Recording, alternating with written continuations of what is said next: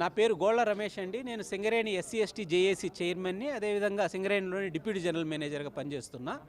ఇప్పుడు ఏబిఎన్ రాధాకృష్ణ గారు తన పత్రికలోను అదేవిధంగా టీవీలోను బట్టి విక్రమార్క గారి మీద ఈ నైనీ కోల్ బ్లాక్ సంబంధించి ఒక అసత్యమైనటువంటి అసందర్భమైనటువంటి వాస్తవ అతీతమైనటువంటి కొన్ని రాతలు కొన్ని కామెంట్స్ చేయడం జరిగింది. దాని మీద దళిత సంఘాలుగా మేమందరం కూడా చాలా హర్ట్ అయ్యాము. మా సెంటిమెంట్స్ హర్ట్ అయ్యాయి.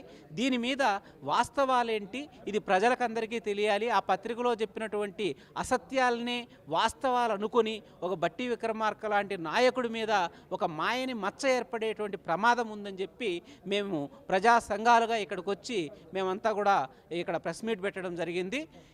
ఇందులో రెండు విషయాల మీద ఏబిఎన్ వాళ్ళు బట్టి విక్రమార్క గారిని కార్నర్ చేయడానికి ట్రై చేశారు. అందులో ఒకటి ఏంటి అని అంటే, సింగరేణి ఇంతకు మునుపు చీఫ్ మినిస్టర్ల దగ్గర ఉండేది, ఈ కాంగ్రెస్ గవర్నమెంట్ వచ్చిన తర్వాతనే ఉప ముఖ్యమంత్రి దగ్గర ఉంది అని చెప్పానన్నారు. అది బేస్లెస్ అలిగేషన్ అండి. మీరు ఎక్కడైనా చూడండి, ఎప్పుడు కూడా సింగరేణి అనేది ఎనర్జీ మినిస్ట్రీ కిందకు వస్తుంది. సో ఎనర్జీ మినిస్టర్ ఎవరైతే ఉంటారో వారి కనుసన్నల్లోనే సింగరేణి పనిచేస్తుంది. సో ఇప్పుడు బట్టి విక్రమార్క గారు డిప్యూటీ సీఎం కాదు, ఎనర్జీ మినిస్టర్ హోదాలో ఆయన సింగరేణికి కస్టోడియన్గా ఉన్నారు. ఎంతో నమ్మకంతో రేవంత్ రెడ్డి గారు ఆ బాధ్యత బట్టి విక్రమార్క గారికి ఇవ్వడం జరిగింది. సో చీఫ్ మినిస్టర్ దగ్గర ఉండేది ఇప్పుడు డిప్యూటీ చీఫ్ మినిస్టర్ దగ్గర ఉంది అనేది ఒక బేస్లెస్ ఫాల్స్ అలిగేషన్ అనమాట. ఇది నెంబర్ 1. నెంబర్ 2 ఏమన్నారు, బట్టి విక్రమార్క గారి అనుయాయులకు ఒక్కరికి మాత్రమే field visit certificate Naini coal బ్లాక్ను సందర్శించిన వాళ్ళకి ఇచ్చారు.